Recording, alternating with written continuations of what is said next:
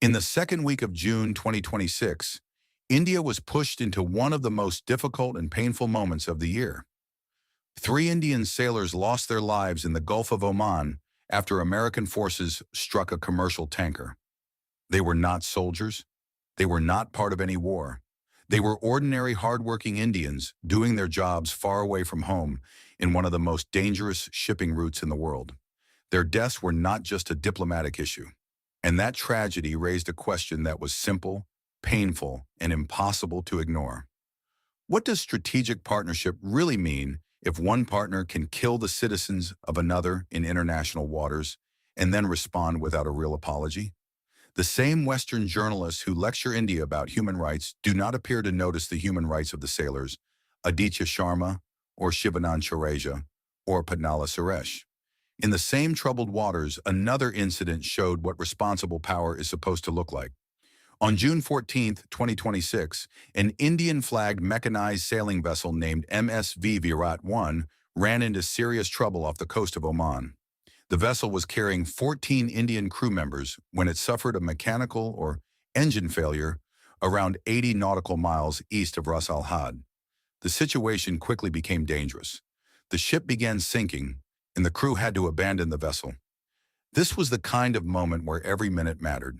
14 Indian sailors were at sea, far from home, trapped in a crisis they could not control. The Indian embassy in Oman began coordinating with Omani authorities, while nearby vessels and the U.S. Navy also became part of the rescue effort. A life raft was deployed, the crew was moved out of danger, and all 14 Indian sailors were eventually rescued safely. They were later transferred to another vessel heading toward Mumbai. While all of this was happening, India was also trying to protect its energy routes and avoid getting pulled deeper into a war it did not start. This was not one small incident. It was a week in which India had to deal with grief, pressure, responsibility, and diplomacy all at once. India had every reason to be angry. It had every reason to ask hard questions. But in a world that is becoming more unstable day by day, India is choosing a harder and quieter path, the path of restraint and rescue. That restraint has been praised by some as maturity. It has been criticized by others as silence. The truth, as always in diplomacy, is more complicated. India is managing energy security for 1.5 billion people. It is managing the safety of Indian sailors still at sea. It is managing a strategic partnership with a country that has just crossed a line. It is managing its relationship with Iran, the Gulf, Europe, and the wider global order at the same time. America did not just make a mistake in the Gulf of Oman. It crossed a line. It used military force against a commercial tanker. They were civilian workers doing their jobs in an engine room, far away from their families, when a global power decided that its blockade mattered more than the lives of the people inside that ship. The Strait of Hormuz is not just a waterway. It is one of the great arteries of the global economy. When conflict between the United States, Israel, and Iran escalated in 2026, the Strait of Hormuz became more than a choke point. It became a battlefield of law, power, fear, and calculation. Iran tried to use the strait as leverage. The United States responded with military enforcement. Others saw something more dangerous: a unilateral military blockade operating in international waters without the legitimacy of a clear United Nations mandate. India watched this crisis with the seriousness of a country that could not afford emotional decisions. It needed Gulf energy. It needed maritime stability. It needed working relations with America. It also had deep civilizational, economic, and strategic links with Iran and the wider region. It could not simply choose one side and burn the other. India's foreign policy has been built on strategic autonomy. It is the ability to speak to Washington, Moscow, Tehran, Paris, Tokyo, Riyadh, and Abu Dhabi without surrendering India's independent judgment to any one capital. But in June 2026, that philosophy was tested not in theory, but in blood. The commercial oil tanker named MT Marivex that was struck near the Gulf of Oman was not flying the Indian flag. It was registered to Palau, a small Pacific island nation that most people in the world rarely think about. But on board were Indian seafarers, men who belonged to a vast and hard-working workforce that keeps the oceans moving. The crew survived. No Indian life was lost on that vessel, But the incident sent a message that the waters around Hormuz had entered a new and dangerous phase. The question was no longer whether commercial shipping would be disrupted.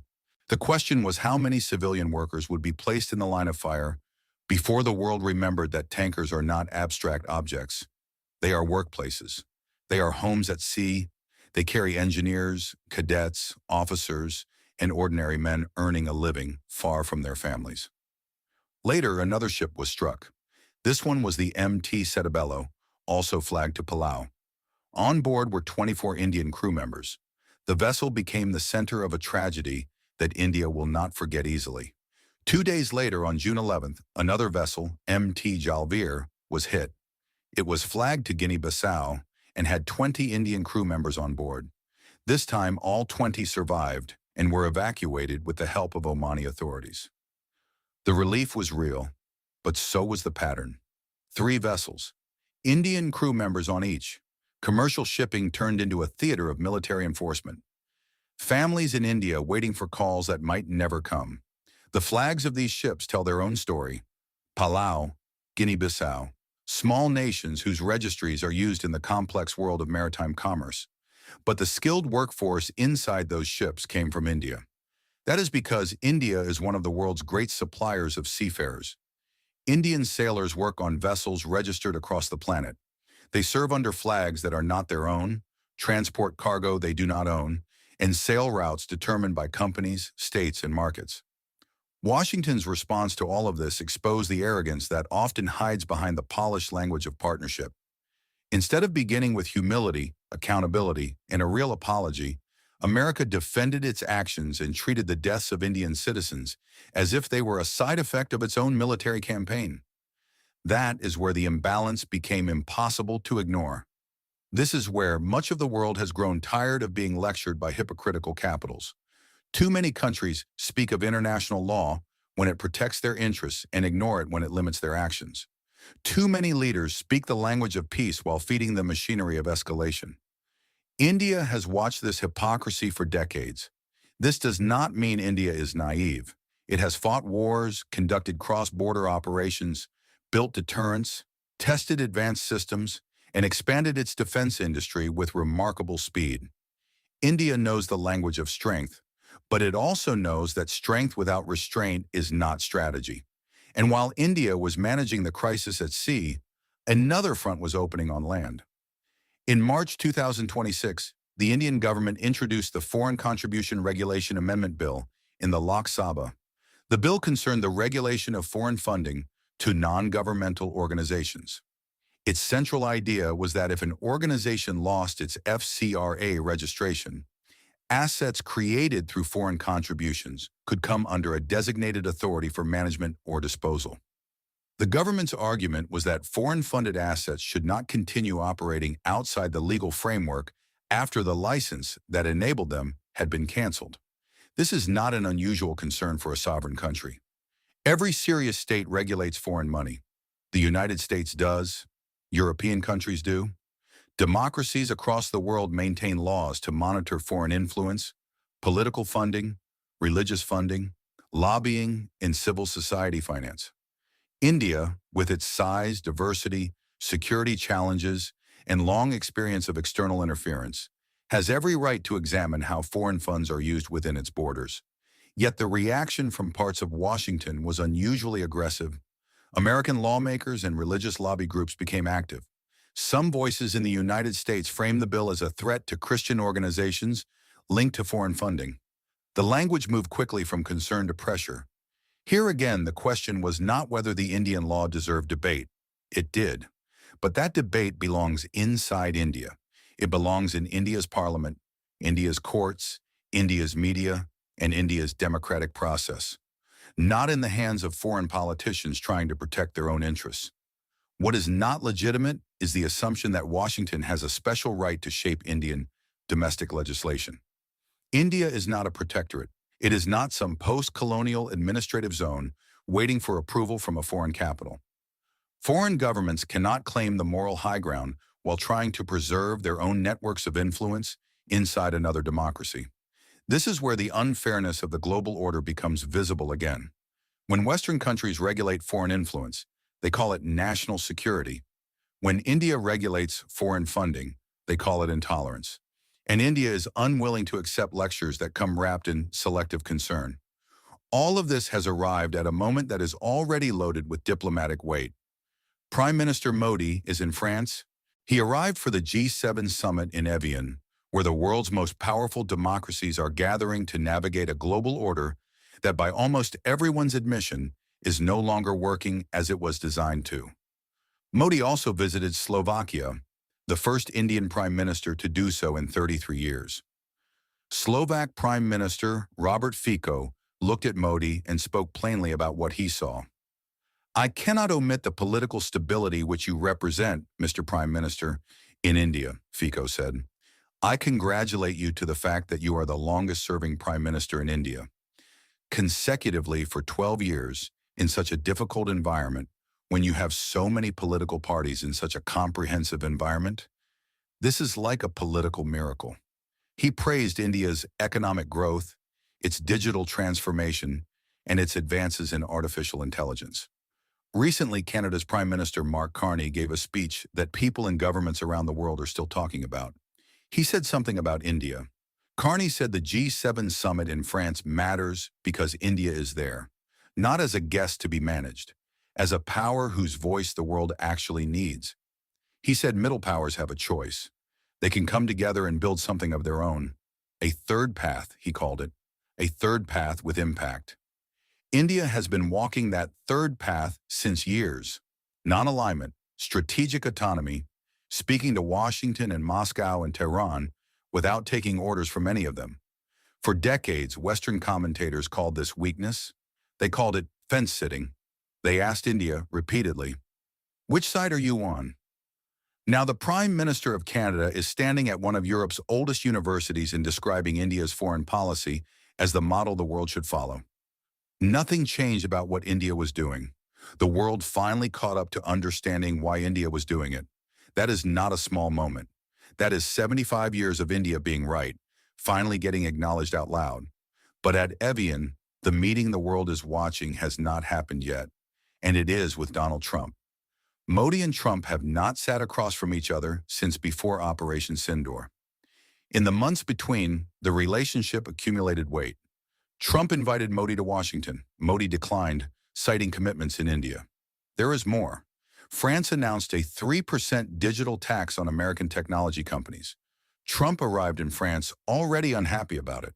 The photographs from his meeting with Macron told the story without words. No special welcome at the airport, a formal bilateral where Trump's expression made his mood clear.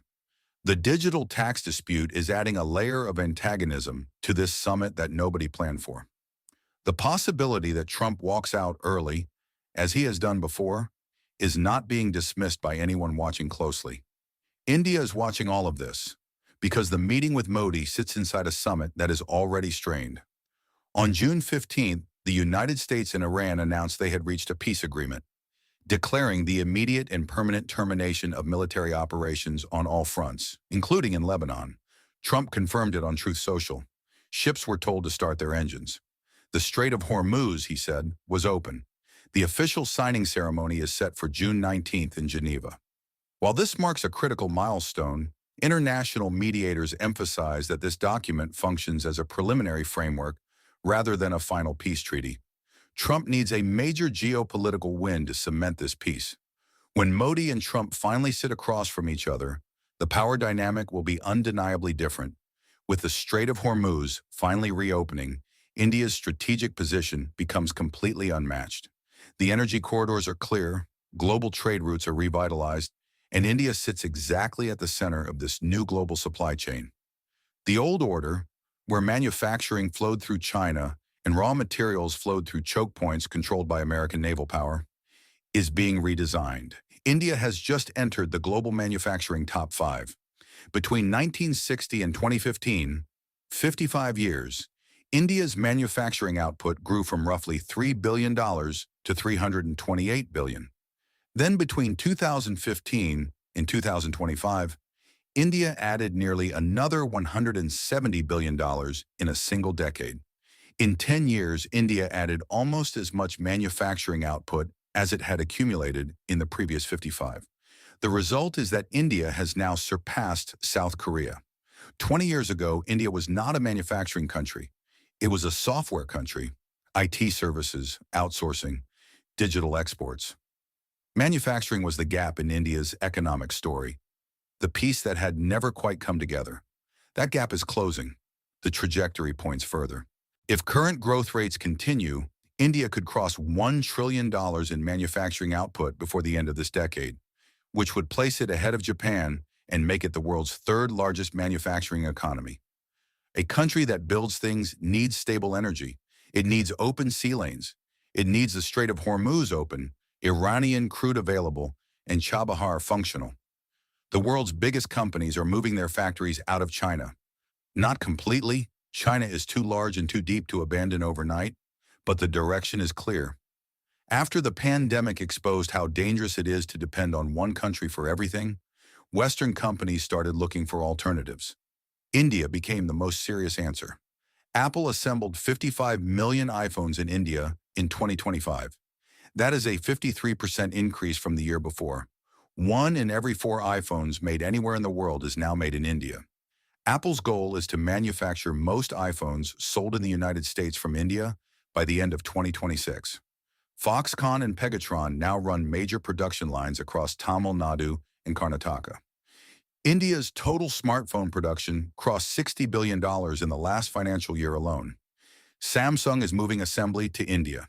Motorola is moving assembly to India. The electronics supply chain that spent 3 decades building itself around Chinese factories is diversifying, and India is the biggest beneficiary of that shift. The numbers behind the investment story are equally significant. Manufacturing FDI into India grew 69% over the last decade compared to the decade before. India has approved 10 semiconductor projects across 6 states, with combined investments of over 1.5 lakh crore rupees. These are not assembly plants.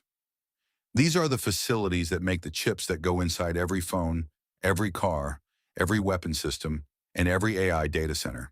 India is not replacing China. That is too simple a story. China still produces over 70% of the world's iPhones and remains the deepest manufacturing ecosystem on Earth. What India is doing is something more precise. It is becoming the destination that every serious company goes to. And in a world where geopolitical risk has made depending entirely on China dangerous, having a credible option is worth more than it has ever been. A country that is becoming that option for the world's supply chains needs its energy secure, its sea lanes open, and its diplomatic relationships working. And manufacturing is only part of the story, because India is not just building an economy, it is building a military to match. India's defense budget in 2025 reached approximately $90 billion when all procurement and additional expenses are included.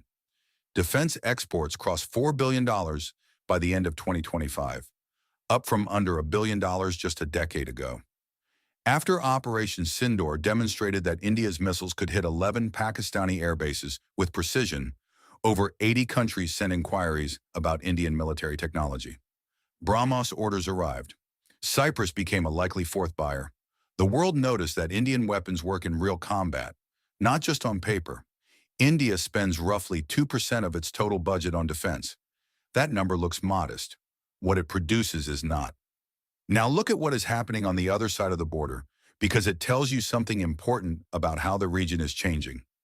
After Operation Sindoor, Pakistan raised its defense budget by more than 18% in a single year. For the first time in Pakistan's history, its defense spending crossed 3 trillion Pakistani rupees, roughly $11 billion. Pakistan's leadership is treating this as preparation. Analysts and security experts across the world are reading this move as a signal that Pakistan believes a major conflict in this region is coming, and it wants to be ready. The numbers, however, reveal something else entirely. To fund this defense increase, Pakistan has cut spending on education, healthcare, and development. Its economy is targeting 4% growth, a number most analysts do not believe it will achieve. It is currently in negotiations with the IMF for an additional $7 billion loan. trying to avoid defaulting on debt payments from 2023. Inflation in Pakistan remains at over 8%. The country's middle class is shrinking. Ordinary Pakistanis are paying more for bread, milk, and basic goods every month while their government redirects money to the military. What is Pakistan buying with this money? Chinese-made J-35 stealth fighter jets designed to compete with India's most advanced air power. A submarine program being developed with the idea that Pakistan's navy could matter in a future conflict with India. Pakistan's total federal budget, every rupee the central government spends on everything, including roads, schools, hospitals, and salaries, is $67 billion. India's defense budget alone is larger than Pakistan's entire national budget. Pakistan is spending 18% of everything it has on its military. India is spending 2% of everything it has on its military, and India's everything is vastly larger. The gap between India and Pakistan's defense spending is now the widest it has ever been in the history of the two countries. In 1971, when India and Pakistan last fought a full war, the gap was not this large. Today, it is not close. But India also understands something clearly. A long war between India and Pakistan is in nobody's interest. India's objective has never been a long war. It has been precise, fast, and punishing. Every country that has fought a prolonged conflict in recent years has paid for it with its economic development. The international community would also never allow a full-scale India-Pakistan war to continue. The nuclear dimension makes it too dangerous for everyone. The pressure to stop would be immediate and enormous. The question the defense budget gap raises is not whether India can defeat Pakistan in a long war. It clearly can. The question is whether Pakistan, with its increased spending, can acquire enough capability to complicate India's ability to deliver quick, targeted strikes. That is the calculation India is doing carefully. India is changing how India deals with the countries closest to it. For a long time, India absorbed a great deal from its neighbors. It tolerated, accommodated, and tried patience first. That calculation is shifting. Bangladesh is the clearest example of what that shift looks like in practice. Since Sheikh Hasina left power, Bangladesh has moved in a direction that India has been watching with growing concern. The new government has been building closer ties with Turkey and Pakistan. A high-level office for defense and foreign policy coordination between Bangladesh and Turkey is reportedly being set up. Bangladesh has been playing the China card. Anti-India voices have been elevated to senior government positions. Minorities inside Bangladesh face attacks with troubling frequency. Border security incidents are rising, and there are discussions about a Chinese-assisted radar station on Bangladeshi soil. India tried patience. It extended goodwill, but then India changed its approach. Bangladesh's Prime Minister, Tariq Rahman, has a foreign policy advisor named Dr. Zahid-ur-Rahman. He is not a diplomat by training. He is a physician who became a political commentator, built his public profile writing sharp anti-India pieces, and was appointed to his current position precisely because of that profile. When the Indian Ocean Rim Association held a meeting in India, Bangladesh sent him as its representative. He arrived at Indira Gandhi International Airport in Delhi. His passport was scanned. His name came up immediately on India's security watch list. He was taken aside for 2.5 to 3 hours of questioning. He had not come on a diplomatic passport. He had not obtained a diplomatic visa. He came on a regular passport with a SARC visa sticker, the basic travel document for regional movement. After the questioning concluded and clearance was eventually given, he refused to attend the meeting. He said he was going home. He flew back to Dhaka via Colombo. Back in Bangladesh, there was outrage. The government said it had notified India through diplomatic channels in advance. The Bangladesh High Commissioner in New Delhi said he had already spoken to Indian officials and was on his way to receive him at the airport. Bangladesh's media ran it as a major story. India did not apologize. India did not explain. India processed a traveler whose name appeared on a security watch list according to standard procedure. Around the same time, India blocked Bangladesh and Nepal from expanding a power arrangement. A tripartite agreement from 2024 had allowed Nepal to sell 40 megawatts of surplus hydropower to Bangladesh during the monsoon season, transmitted through India's grid. Nepal and Bangladesh decided between themselves to increase that to 60 megawatts, an extra 20 megawatts, without asking India. India's Central Electricity Authority said no. Insufficient transmission capacity. The extra 20 megawatts would not be permitted. Bangladesh would get the 40 megawatts it was entitled to, and nothing more. Bangladeshi media ran that story too. Cheap, clean power lost. India blocking progress. India being difficult. What is actually happening is more straightforward. India is telling its neighbors, quietly and without drama, that there is a price for certain choices. Bangladesh is hosting anti-India voices in senior positions. Bangladesh is aligning with Turkey and Pakistan. Bangladesh is entertaining Chinese military infrastructure discussions on its soil, and India will not respond with confrontation.